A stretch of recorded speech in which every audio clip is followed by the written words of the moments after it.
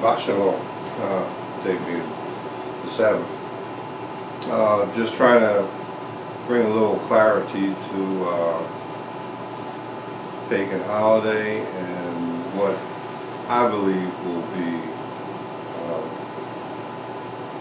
more closely to the truth, because we're always searching for truth.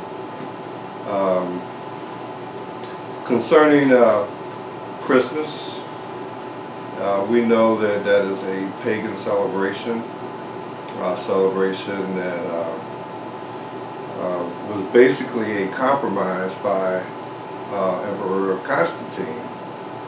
This was during the times when the Roman Empire was falling apart, and he would seek to combine a pagan holiday with the worship of Christ's birthday, and thus he would bring the Christians and the pagans together in an attempt to strengthen the Roman Empire at that time.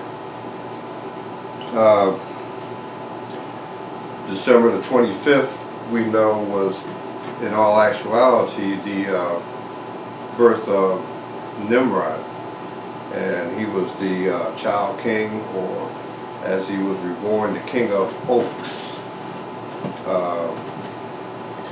And there were a lot of, it was basically a celebration of Saturnalia, which was a very pagan holiday, very sexual and promiscuous and full of things of that nature.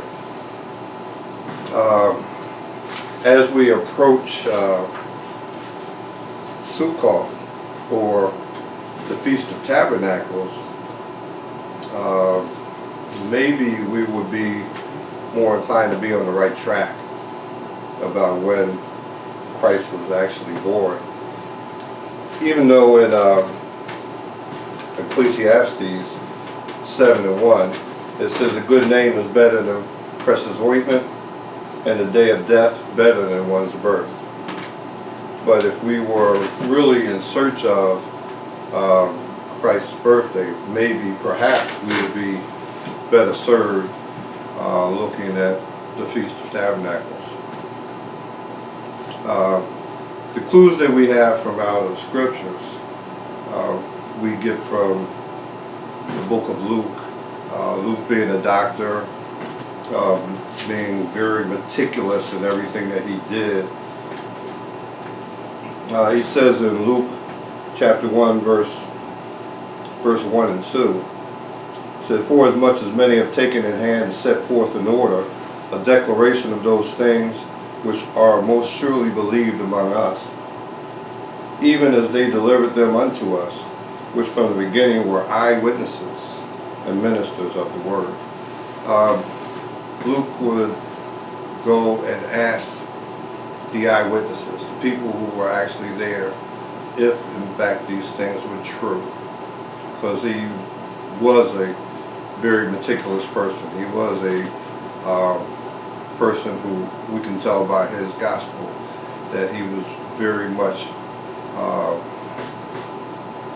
pretty much right in line with things. He tried to keep things right in order, tried to prove things according to that. We find our first clues in Luke, and basically we have to look at when John the Baptist was born.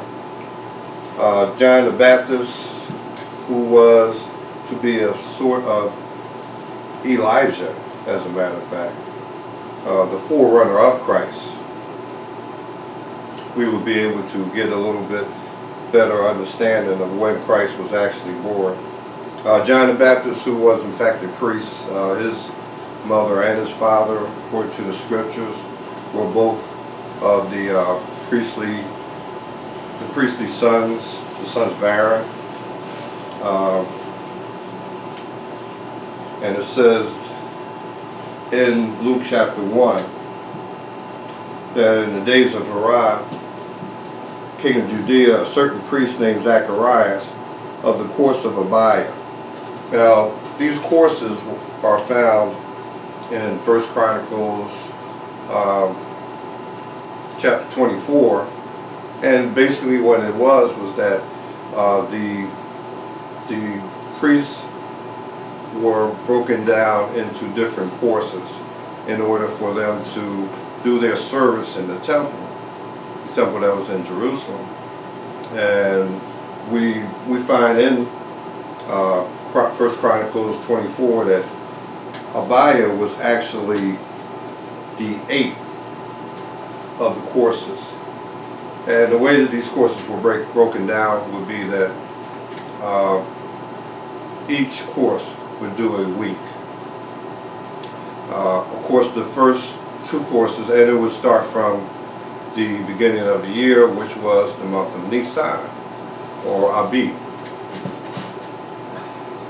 Exodus 12:2 says that this will be the beginning of the months for you, the month of Abib. So if we count from the first of Nisan, well, let me say this first, that there will be a 2-week period, basically around the time of Passover, that the high priest would actually have control of all the things that were going on in the temple. So there wasn't anybody set up to essentially burn the incense as all of the rest of these guys who had the courses would do. So we'll say with that 2 weeks, and by Zacharias being from the 8th course, it would take us to about 10 weeks into the month, from the month of Nisan. If we say that the month of Nisan was about April, then 10 weeks from there would take us probably until the end of June. I bring that up because we know that there was about 6 months difference between John the Baptist and Jesus Christ, and we find that in Luke again, chapter 1, verse 26. So that in the 6th month, the angel Gabriel was sent from God to a city of Galilee named Nazareth, to a virgin espoused to a man whose name was Joseph, of the house of David, and the virgin's name was Mary. And this is when the angel Gabriel comes to Mary to tell her that she's going to bring into the world the Son of God. And this is at 6 months' time, and the angel actually comes and tells Mary that her cousin Elizabeth is, even in her old age, is the 6th month with her, who was called barren. That is Luke chapter 1, verse 36. Thy cousin Elizabeth, she also hath conceived a son in her old age, and this is the 6th month with her, who was called barren. For with God nothing shall be impossible. So this 6-month period of time would have brought us to the month of Kislev, or what we know as December. What comes in December? Hanukkah, which is also called the Feast of Lights. So how fitting would it be that the Feast of Lights would be the time that Jesus Christ would be conceived? For we look in John chapter 8, verse 12. So then spake Jesus again unto them, saying, I am the light of the world, and he that followeth me shall not walk in darkness, but shall have the light of life. As a matter of fact, in Isaiah chapter 49, verse 6, it says, And he said, It is a light thing that thou should be as my servant, to raise up the tribes of Jacob, and to restore the preserved of Israel. I will also give thee for a light to the Gentiles, that thou mayest be my salvation until the end of the earth. So it's just very fitting that Jesus would be born, or conceived, he would be conceived during this particular time where they were having the Feast of Lights, or the Festival of Lights. Now in Luke 1:56, it says Mary abode with her for 3 months and returned to her own house. So this would be about the time that Elizabeth was getting ready to have the baby, and just wondering, would this have been the time when Mary returned back to her own house because it was time for Passover? Because in verse 57 it says, now Elizabeth's full time came, and she should be delivered, and she brought forth a son. Which kind of like would say that John the Baptist was born on Passover, during the Passover. So it's just the way that God seems to do things. He seems to have certain things just happen during his feast days, his high holy days. So that brings us to Luke chapter 2, verse 8. And it describes, it said, and there were in the same country shepherds abiding in the field, keeping watch over their flock by night. That should be a clue. A reason for the shepherds to be out at night would be that there is a feast called Sukkot, the Feast of Tabernacles, which required the men to be out in booths or tabernacles at night, and they would have been out there. And this is when the angel of the Lord came upon them to tell them, and the angels, at verse 10, and the angel said unto them, fear not, for behold, I bring you good tidings of great joy, which shall be to all people.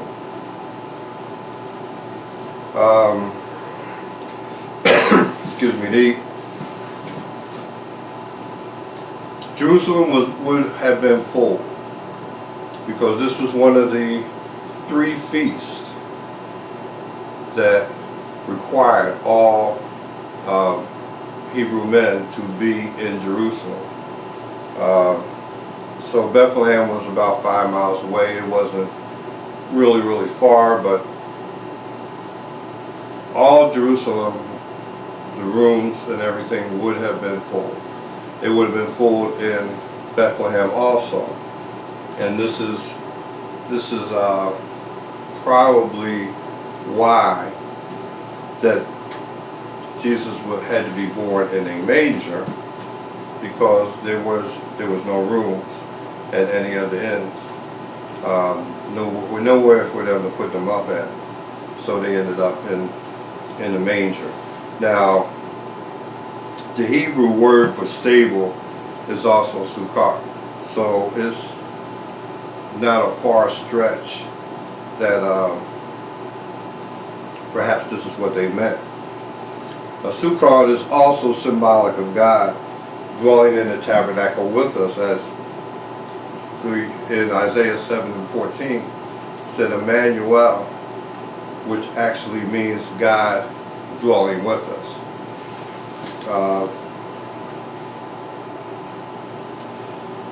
Now in Matthew 2:1, it tells the story of King Herod. Herod would hear about the birth of the Jews, the king of the Jews, and ordered that all newborns from 2 and under would be killed. So Herod didn't have any idea how old Jesus was at the time. An angel came to Joseph and Mary and said, listen, take your son and take flight into Egypt to hide.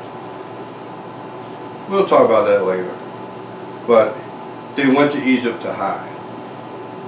Now, Herod would die somewhere in the fall of, they believe, 4 BCE.